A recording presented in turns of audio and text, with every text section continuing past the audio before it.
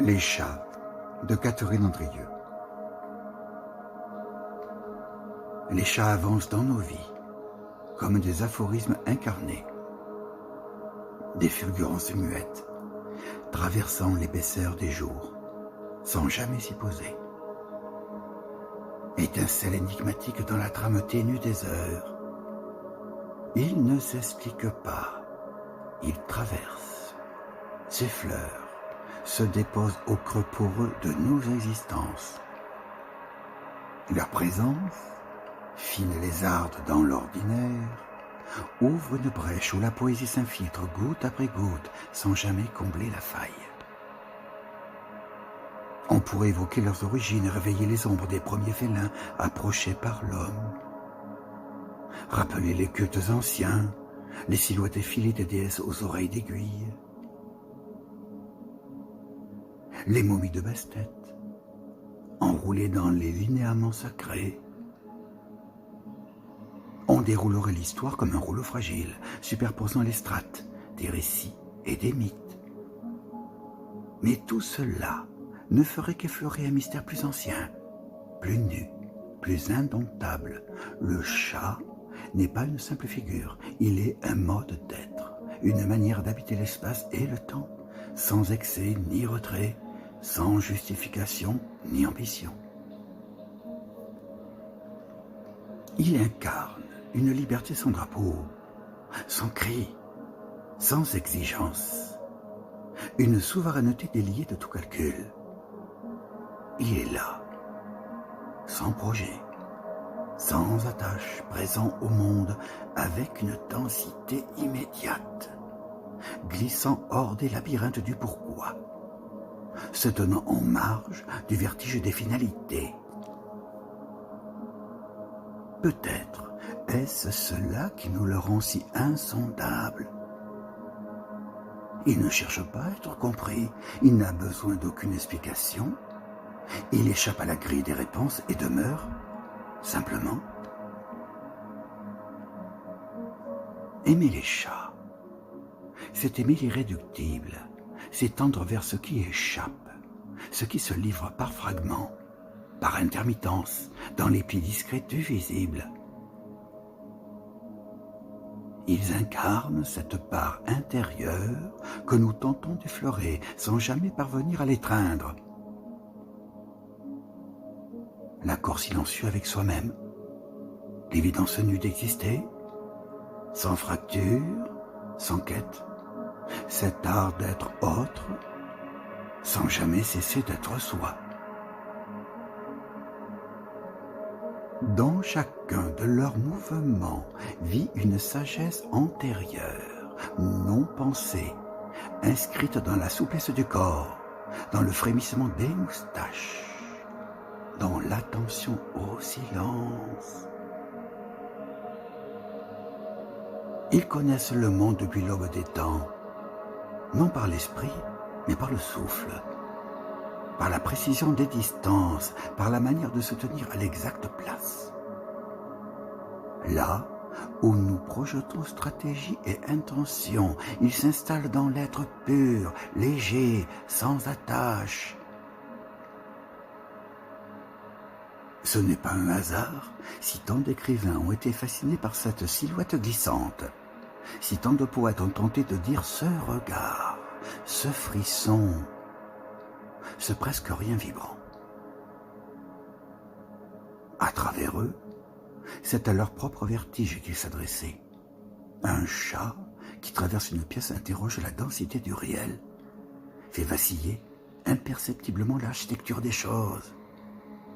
Un chat qui s'étire suspend le temps, souffle un silence plus dense que 1000 poèmes. Un chat qui s'éloigne laisse une leçon d'absence, un apprentissage de l'art du retrait. Toujours c'est nous qu'il déplace, sans jamais se laisser atteindre. Aimer les chats, c'est aimer l'échappé, l'insaisissable, ce qui déjoue les pièges du langage et les filets du besoin. C'est s'incliner devant la pure gratuité du vivant, la beauté d'un geste sans pourquoi, d'un jeu sans enjeu. c'est accepter qu'au cœur du monde réside une part d'ombre, d'infime, d'éphémère, et que c'est de cette fragilité que jaillit la lumière. Dans leurs yeux fendillés d'ambre, de jade, d'émeraude, il n'y a ni reflet complaisant, ni image rassurante. Ils ne nous offrent aucune flatterie, aucun apaisement. Ils nous renvoient à notre nudité, à cette vérité nue que nous passons nos vies à contourner. Ce simple fait d'être là, et que cela suffise. Ils nous apprennent aussi ce que signifie la solitude. Non pas celle qui pèse, qui appelle ou qui attend, mais une solitude souveraine, tranquille, pleine. Ils se posent à nos côtés sans exiger, s'éloignent sans blesser, reviennent sans justification. Dans cette danse silencieuse se joue une immense leçon. Apprendre à être seul parmi les vivants, à cohabiter sans posséder, à aimer sans dépendre. Il nous rappelle également notre appartenance au vivant, ce lien profond, oublié, avec l'animal qui bat sous nos surfaces civilisées. Leurs pas légers sur le sol, leurs griffes sur l'écorce, leurs yeux mi-clos dans la lumière de l'après-midi, nous restituent cette part de nous-mêmes que nous avons trop vite abandonnée. Ils tissent un fil invisible entre nos murs et l'espace ouvert, entre nos journées fermées et la vaste respiration du monde.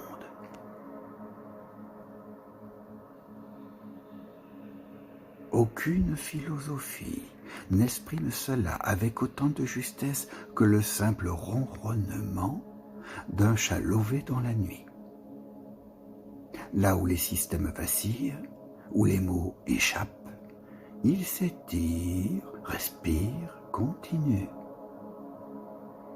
Il est ce poème brut du réel, cette matière frémissante où la pensée se dissout, surgissement pur, délié de nos projections. Aimer les chats, c'est consentir à aimer sans attente ni retour. C'est apprendre la délicatesse du retrait, l'élégance d'une trace légère, l'amour qui ne retient ni ne réclame. C'est comprendre que l'essentiel réside toujours à la marge, dans l'interstice, dans la résonance des silences. Alors ils avancent, dans nos maisons, dans nos esprits, dans nos replis intérieurs. Ils glissent entre les phrases, entre les respirations, nous invitent à nous taire, à nous ouvrir, à vibrer sans bruit. Et sans le savoir, ils déposent en nous une sagesse plus vaste que toutes les bibliothèques, une sagesse qui ne se dit pas mais se vit, se respire, se laisse traverser. Aimer les chats, c'est peut-être enfin apprendre à s'aimer soi-même, dans ce qu'on a de plus indompté, de plus nu, de plus lumineux. C'est apprendre à habiter le monde comme eux, avec grâce, avec mystère, avec ce battement fragile de lumière dans l'ombre.